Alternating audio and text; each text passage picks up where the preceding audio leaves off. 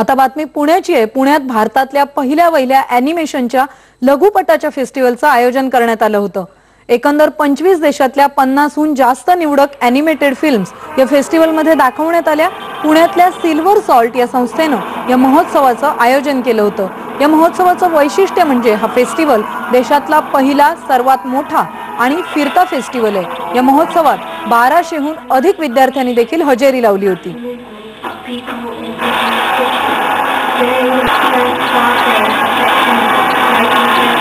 पण अशा प्रकारच्या फेस्टिवलमुळे आपल्या मुलांना इकडच्या शिकणाऱ्या सगळ्या ॲनिमेशन विद्यार्थ्यांना जागतिक स्तरावरचं नॉलेज मिळण्याची संधी उपलब्ध होते आहे। हे अत्यंत चांगली गोष्ट आहे। जस्ट फिल्मसाठी होतं, फिल्मसाठी होतं की शॉर्ट फिल्म फेस्टिवल्स होतं, तसं ॲनिमेशन फिल्म फेस्टिवल जिकडे लोक येतील, जिकडे लोक आपले व्ह्यूज मांडतील, आपले स्टोरीज टाकतील, आपल्या ॲनिमेटेड फिल्म्स टाकतील आणि त्यांना एक पॅनल ज्युरी ते जज करतील।